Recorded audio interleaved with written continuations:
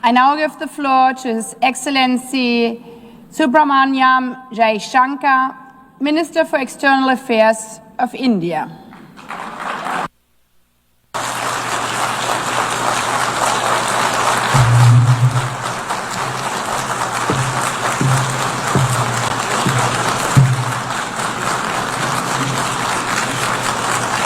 Madam President, Excellencies, ladies and gentlemen, Namaskar from the people of Bharat. We are gathered here 8 decades since the founding of this unique body. The UN Charter calls on us not just to prevent war, but to build peace. Not just to defend rights, but to uphold the dignity of every human being. It challenges us to stand as good neighbors, uniting our strength so that generations to come inherit a world of justice, of progress, and of lasting freedom. Madam President, forces unleashed by history since the founding of the UN propelled this body forward.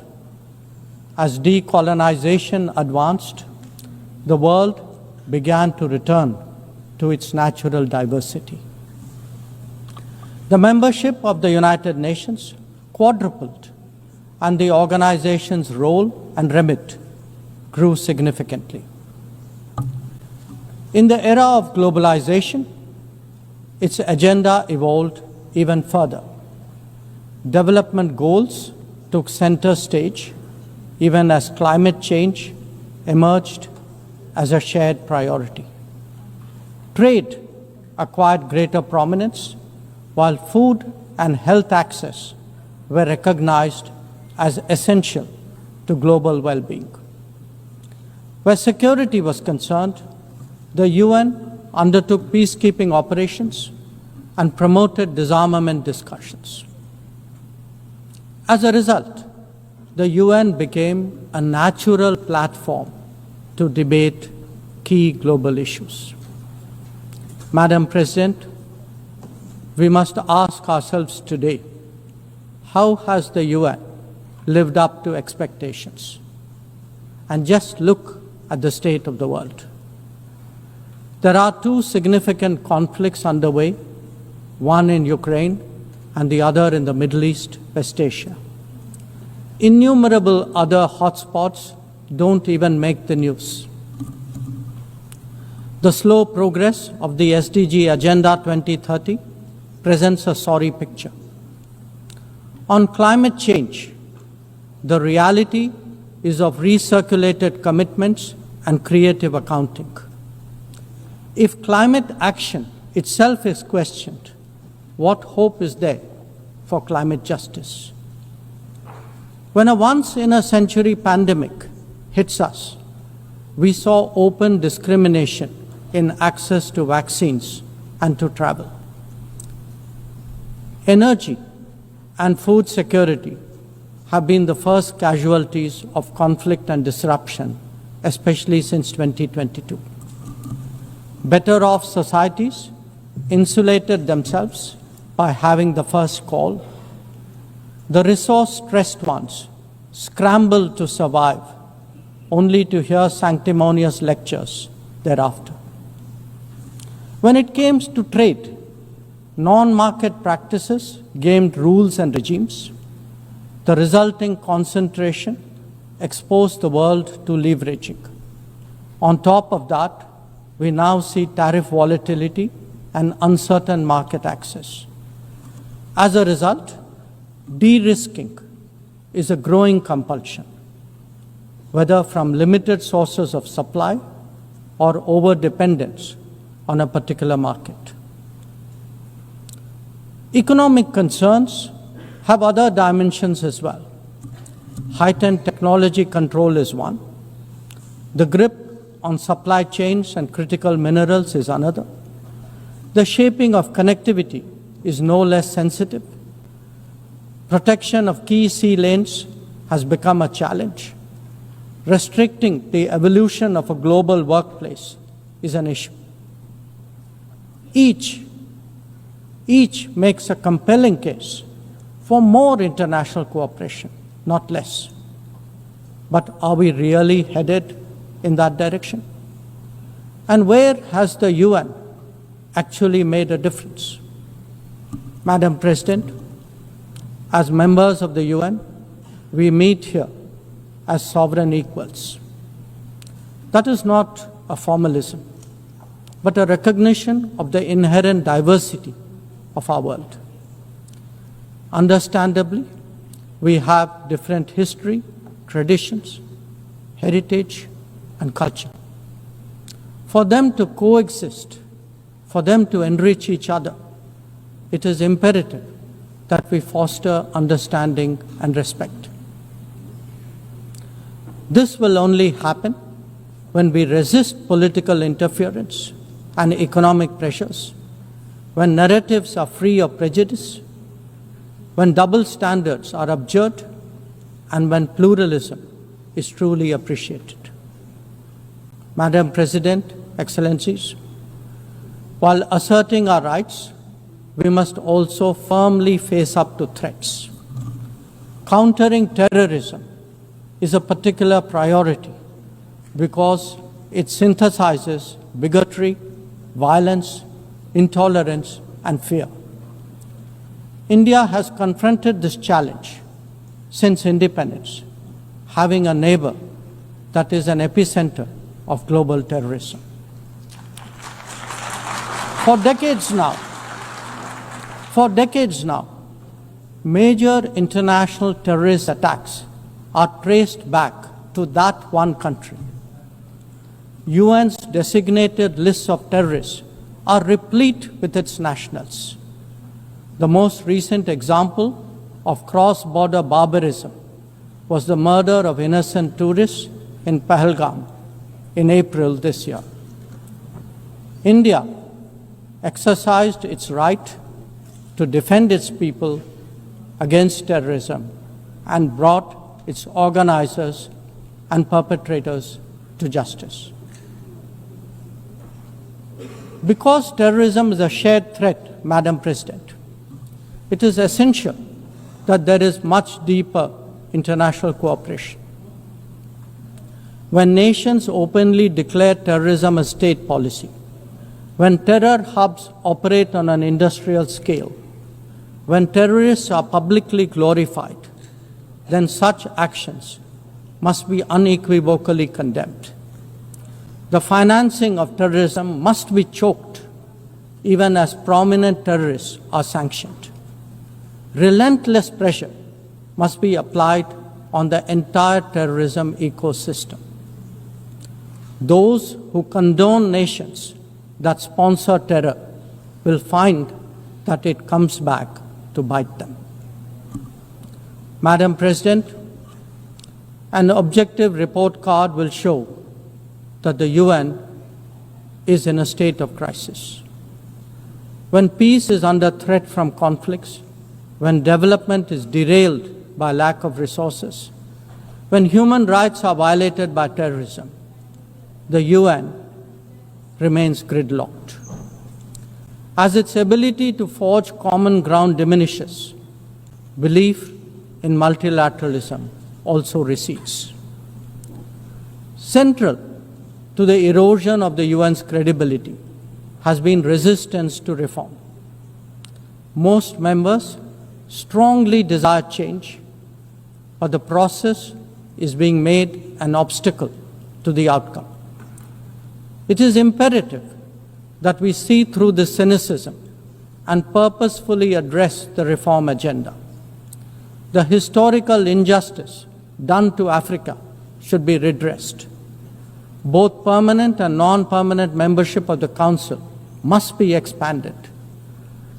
A reformed Council must be truly representative, and India stands ready to assume greater responsibilities. Madam President, today the predicament of the Global South is especially acute. Bharat under the leadership of Prime Minister Narendra Modi, believes that it has both a duty to contribute and an obligation to motivate. That is why we have undertaken more than 600 major development projects in 78 countries, as well as innumerable community-based initiatives. They range from large infrastructure to small livelihoods, from capacity building to people's welfare, from concrete assets to education and training. Turbulent times require that we step forward during moments of crisis. India has been forthcoming in that regard, especially in its immediate vicinity. Whether it is finance, food, fertilizer, or fuel, we have responded to the urgent requirements of our neighbors. Madam President, climate events and conflicts have created a demand for HADR assistance. Reflecting our growing capabilities, Bharat has endeavored to be a first responder. Be it essential medicines or relief supplies, the operations of a field hospital or limb fitment camps, these efforts covered 19 nations last year. The people of Afghanistan and those of Myanmar saw India extend its hand during recent earthquakes. Our efforts at ensuring safe commerce, combating piracy, and preventing attacks on shipping in the Northern Arabian Sea also bear mention. And the Indian tradition of UN peacekeeping operations continues in the Democratic Republic of Congo, in Western Sahara, Central African Republic, Golan Heights, Cyprus, Lebanon, Abyei, South Sudan, and Somalia.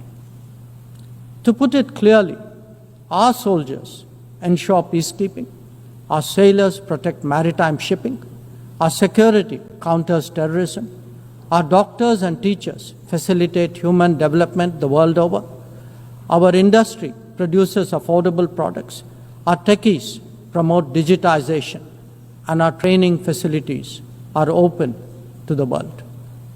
These remain the core of our foreign policy.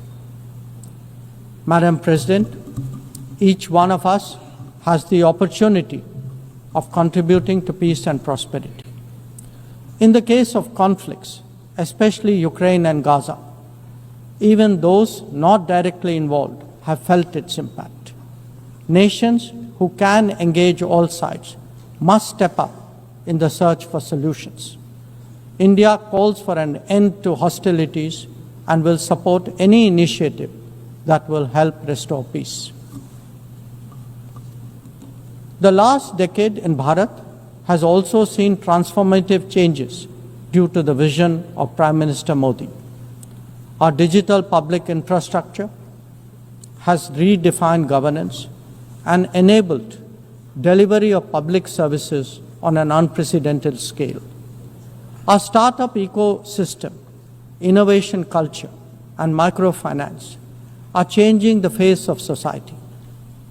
Our rapidly growing infrastructure facilitates both ease of doing business and ease of living for citizens. India remains committed to sharing its experiences and tools with others on their journey of development. Artificial intelligence as a horizontal and cross-cutting technology has a particular promise for development. India's approach is to harness it responsibly for human welfare. Inclusion and impact will be the watchwords for the summit that India will host in 2026. Madam President, Bharat approaches the contemporary world guided by three key concepts. One, Atmanirbharta, or self-reliance. That means developing our own capabilities, building our own strengths, and nurturing our own talent. We see its results already, be it in manufacturing, in space programs, in pharma production, or in digital applications. Make, innovate, and design in India also benefit the world. 2. Atma Raksha, or securing oneself. We remain determined to protect our people and secure their interests at home and abroad. That means zero tolerance for terrorism, robust defense of our borders, forging partnerships beyond, and assisting our community abroad. And 3, Atma Vishwas, or self-confidence. As the most populous nation, as a civilizational state, as a rapidly growing major economy, we are confident about who we are and what we will be. Bharat will always maintain its freedom of choice and will always be a voice of the Global South. Madam President, these are certainly challenging times for the international community. Many of our assumptions and expectations no longer hold.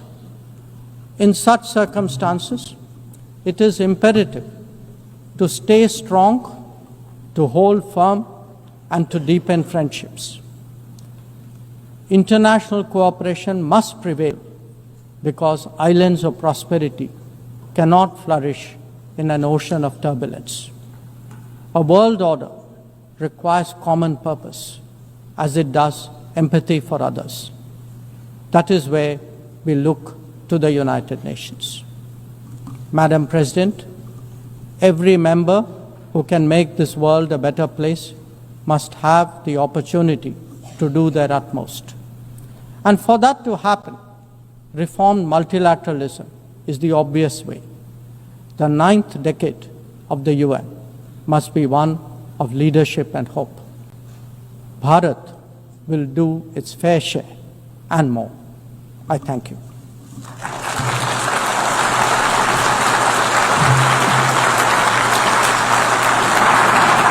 I thank the Minister for External Affairs of India,